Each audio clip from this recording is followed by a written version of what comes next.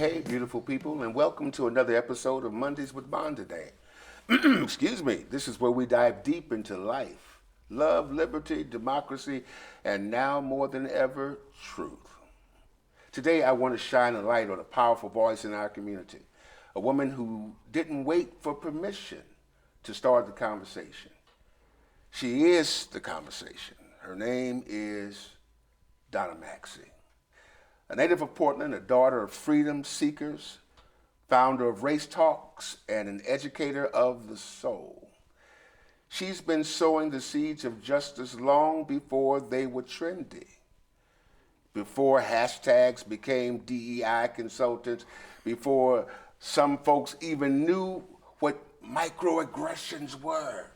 Donna was in the trenches, bringing people together to talk about race, class, privilege, and the wounds that have long gone unhealed.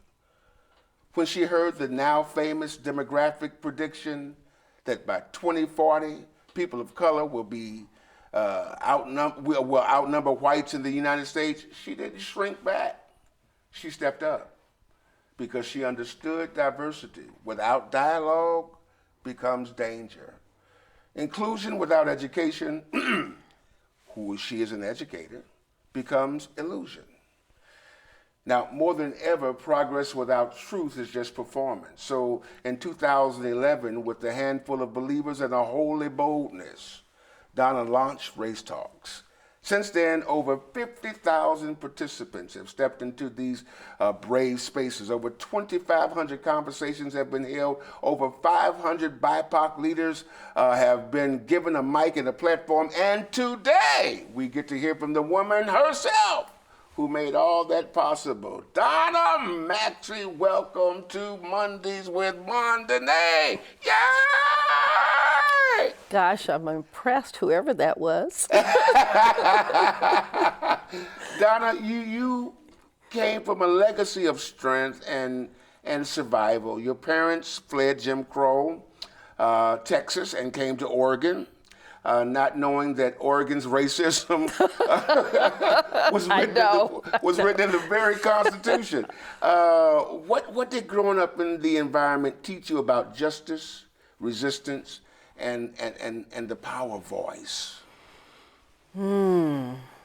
Well, okay, I'm gonna try and talk about my parents and not cry. Okay, go ahead. You can cry. I have so much respect for my parents because well, first of all, they got married in college. Daddy was an education and a business major. Mom wanted to be a nurse. And they eloped in October of her sophomore year. Wow. And they stayed married and in the dorms, because they didn't have no money. Yeah. But they stayed married. And they stayed in school. They stayed in school, and he graduated. Wow. So when he graduated, they came out as a married couple. Wow. And they stayed in Texas, and I want to say they stayed in in Kilgore, because I remember there was a lot of conversation about my grandmother wanting to step forward and put in a word for him in some way in the community so he could become a principal. And he said, no, he didn't want her to do that. Knowing darn well she didn't like him in the first place. You know, the usual things. My mother's family had some money. They had a black land farm. They had a little oil property. My dad's people were dirt mouse poor. But they had each other. Yeah. They had each other, and they had a vision.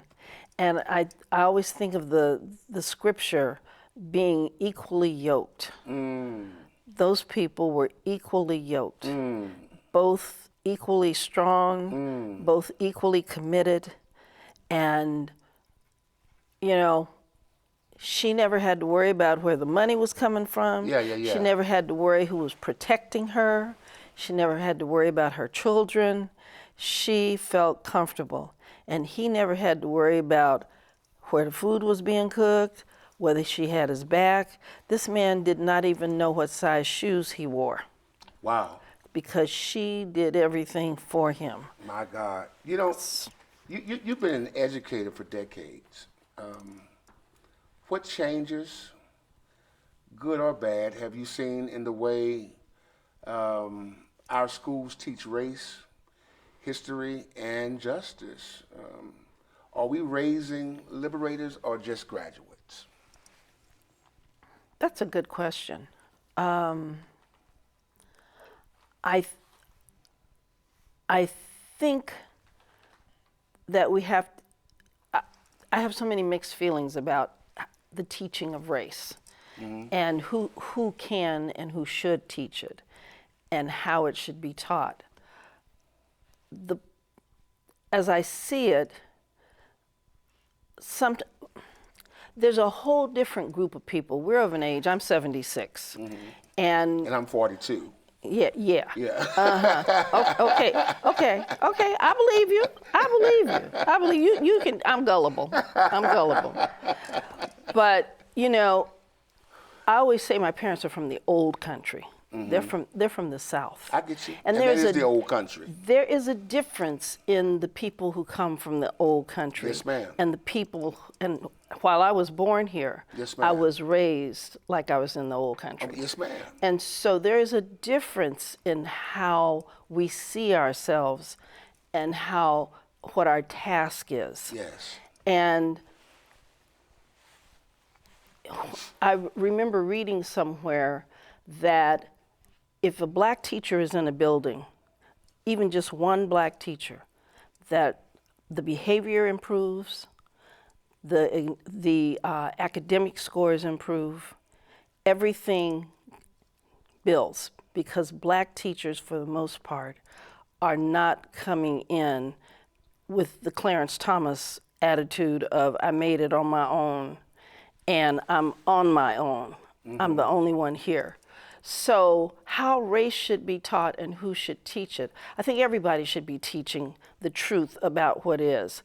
And I was working with Renee Mitchell on a panel some years ago when she was at Roosevelt High School. And one of the kids, there was a panel of about 6 black women who were there talking to the young girls that Renee worked with. And one of the girls said, "Why didn't they teach us our history?" And I said, well, first of all, you assume that they knew it. Second of all, why would I tell you how wonderful you are when I don't like you in the first place? And if you haven't, so how are we going to learn it? I said, you get a book. See, you get a book, and I want to say this because I got a real problem with Google. Okay. Google changes every day. Oh, yes, ma'am. And so if all you're to what's convenient. Right, and if all you're learning is a good case in point, the Gulf of America. The Gulf of America. And these babies are going to grow up thinking that is called the Gulf of America by the rest of the world. And because some buffoon came in and said, this is ours. Oh, wow. So what I said, I told the young woman, and I want to mention that name. Everybody knows who you're talking about. Anyway. If they don't know, then I can't help them. Look, let's segue into race talks. You often call it the gateway drug to anti-racism, right? What was the tipping point that made you say, we need to do this right now? When this is 2011, right? Yeah, that it was. Before all this nonsense. Well, actually, I guess I looked at Obama became president. And one of the things that we have to understand about history is that the pendulum, while it swings to the left to be liberal, it's also going to swing just as far to the right to be conservative. Yeah. And so that pendulum keeps swinging back and forth. And Obama became president. And the day he became president, I thought, we are in deep due. Yes. Because everybody in the world was putting all their eggs in his basket. Yeah. To solve the problems of the world. And this is very typical of what happens with black people, is that we don't get to come into positions until everything has been tried and ruined, and all the money's used, all of the resources are gone. So we want you to come in and work a miracle with nothing. With nothing. And we do. And we do. You know, we're living in a time of increasing political theater and shrinking civic attention spans. How do we keep people committed to long-term racial equity? And especially when it's not trending, we get rid of, you know, DEI and all these other kind of stuff. How do we bridge that gap, and how do we keep it moving forward? One foot in front of the other one. We are a resilient people. Yeah. We were the first ones here on earth. I think, you know, I think it's so amazing that they finally became honest and said that. No. That we were the first people here on earth. You mean we were the first people that look like you and me? People who, you know. Girl. So, you know, and the thing is that someone said the other day, well, they're going to write us out of history. And I said, again. Yeah. Because we have been written out so many times. Preach it. We have been written out of history. And when I went to college, my professor, I saw him as a grown woman when I was in my 40s, and he said, you were really into sex a lot in college. And I said, no, actually I wasn't. I didn't understand anything about sex. I was very naive. And we were studying the Greeks and the Roman, and everything's about Greeks and Romans and sex. Yeah. I didn't understand any of that. I could tell you the birth cycle from the egg and the sperm getting together. I could give you the whole thing. But ask me anything about the human aspect of it, nah, I didn't understand that. So I didn't understand all of this.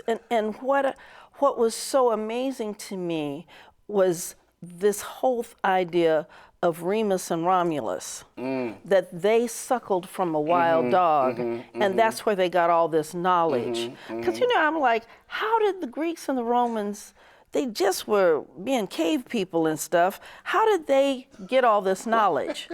And I'm like, something ain't right here. She said cave people and stuff.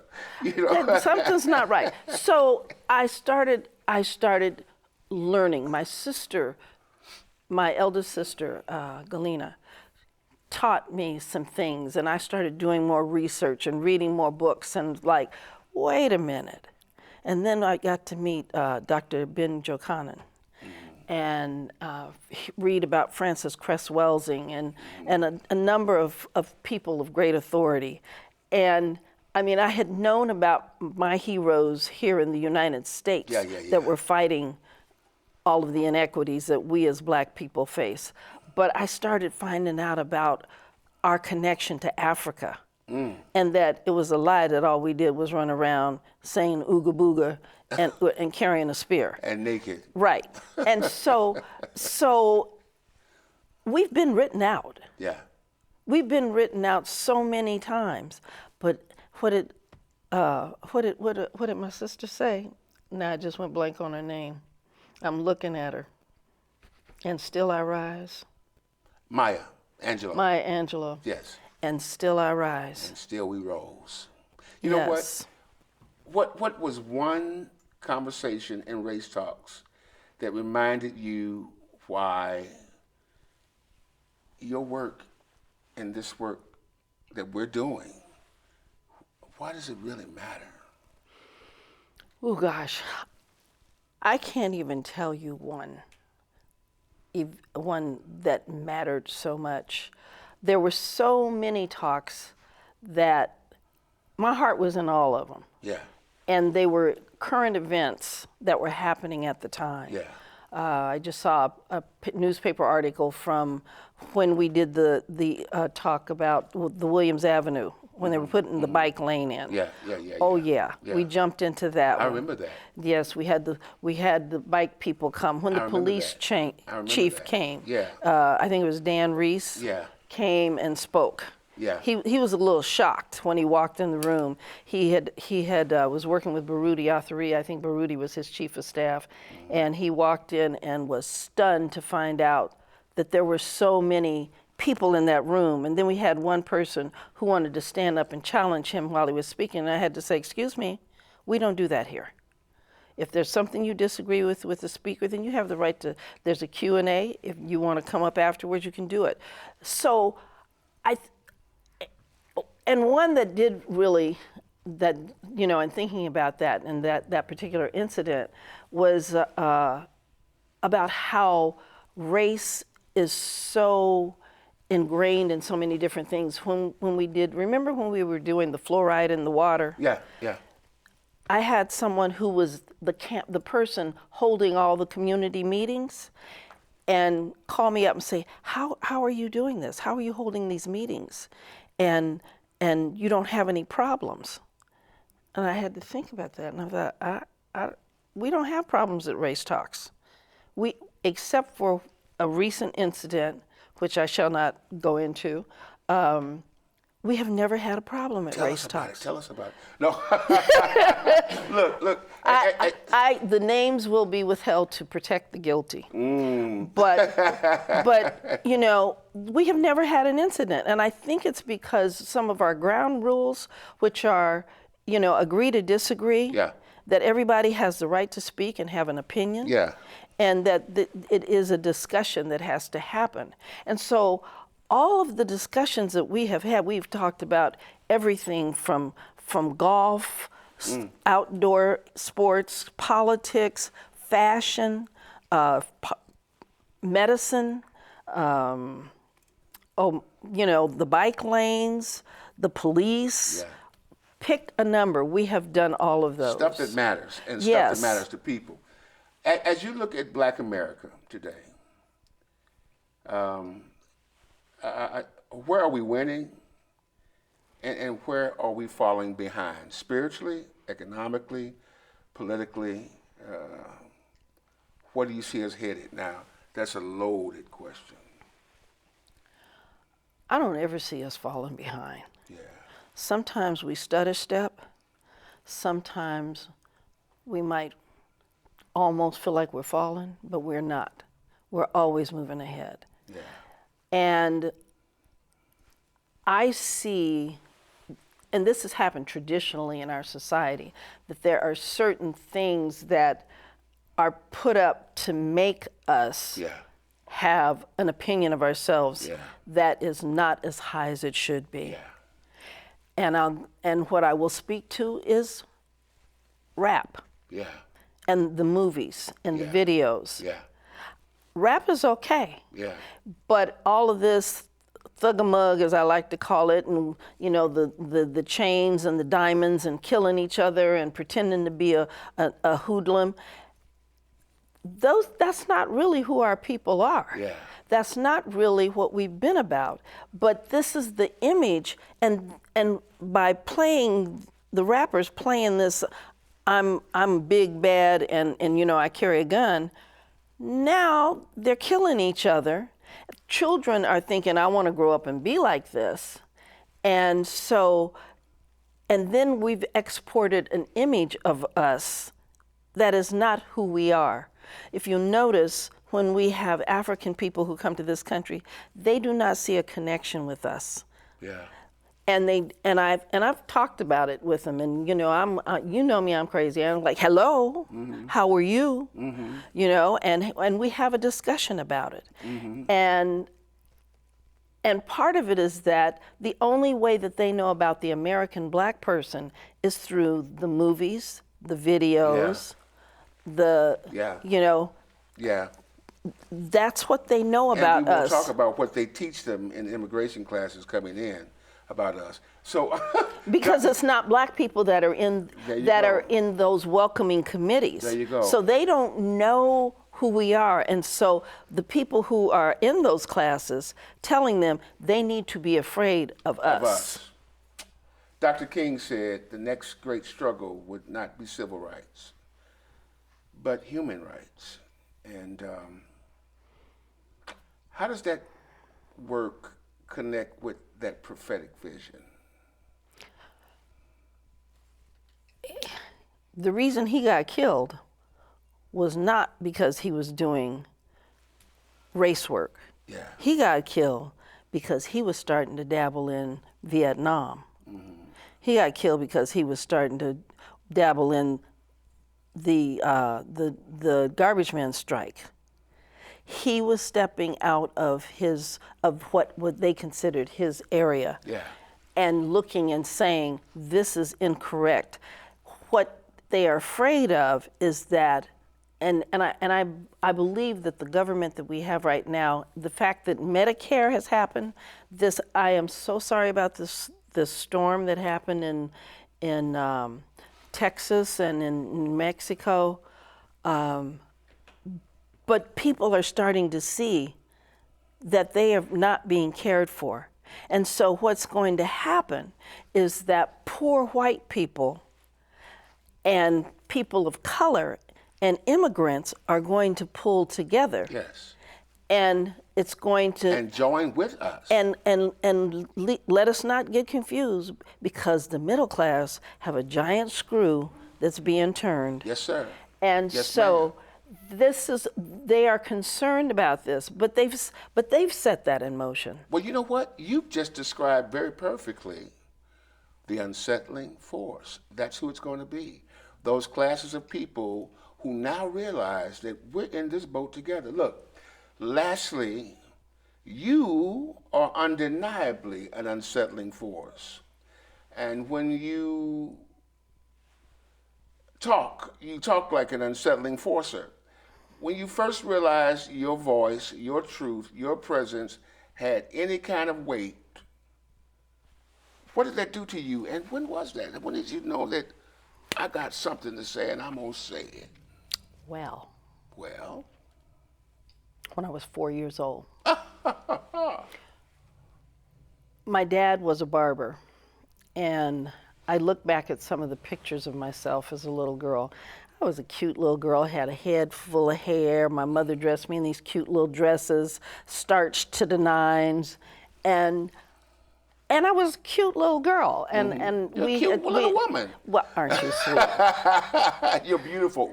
I'm growing out of that, unfortunately. No, you're not. But no, you're not. We went to my father's barbershop, my mother and I did, and we got out of the car, and this woman came out of the barbershop, and she says to my mother, "Oh, what a pretty little girl." And then she starts talking to my mother, and I'm looking at her, and I said to and then she said, "How old is she?"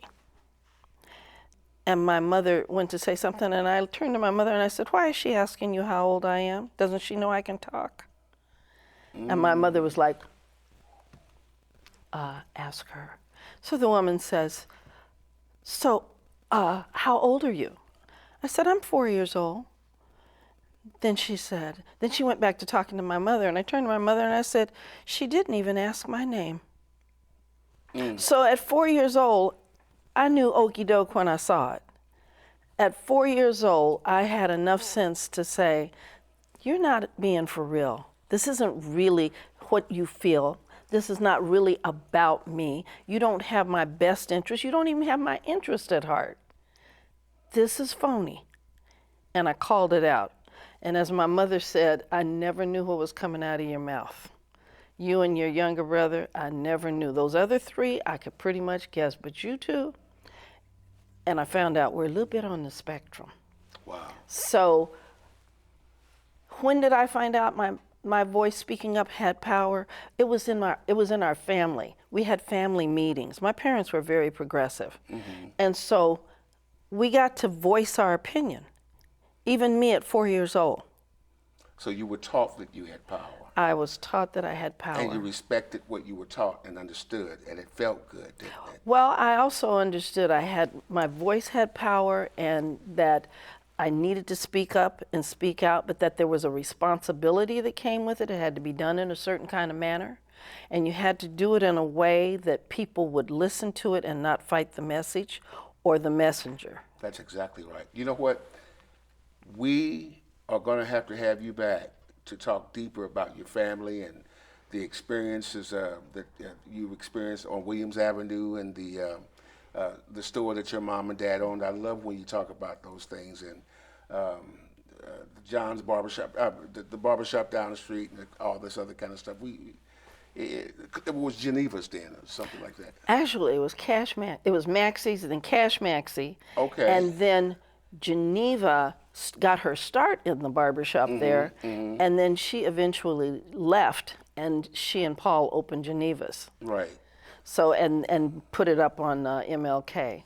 You know, there's so much rich history, and we're glad that you were here with us. A Portland legacy, but not more, but more than just that. A sister who believes in the magic of an unsettling force rising to help everyone become important to everything that we are in this country. We salute you, Donna. Thank you. And we're so glad that you're here. Listen, I am so glad that you, our listeners, found time to listen to this conversation. And I want to remind you that every time you speak truth in a world addicted to silence, you become an unsettling force. And until next time, I want you to know, stay cool, stay relevant, and stay informed. So until next time, and listen, before I forget, we need to do a shout out to our sponsors. Poshine's Cafe de la Soul, located at 8139 North Denver in Kenton. And right around the corner is Aunties and Tanties Daycare Services. They're nurturing our babies with excellence.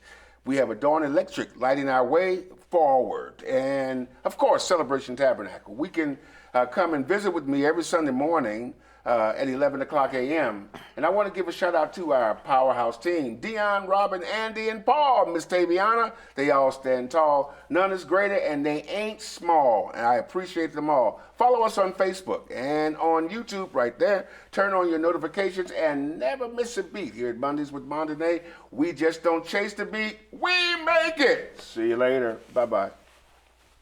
You know, I talk about a lot about knowing where you came from to know where you're going. Well, I came from the projects of St. Louis, Missouri, and I ended up into the majestic mountaintops of Portland, Oregon. It's been a wonderful journey, and Lewis and Clark took that journey from St. Louis to Portland, and I took it too. It talks about who I am, and as I'm with you often in the in cyberspace or on websites or on the, what do you call it, social media, I want you to know a little bit about me and who I am. This book talks about my fantasies, my failures, my triumphs, and more than that, it talks about the resiliency of being able to continue to go forward regardless of the odds. I'd get a copy. It's called From Maladies to Melodies. And I hope that you enjoy it and give me some feedback. God bless.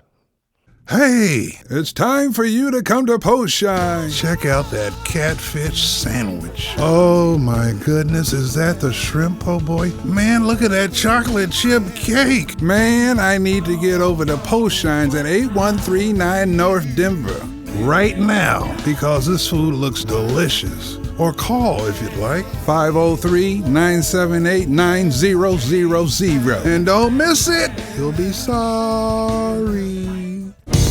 In times gone past, we find ourselves making excuses so that people reminded, ooh, I've got to get home and tend to the brand new missus. I need some time alone. Can't this wait until I finish texting on my phone?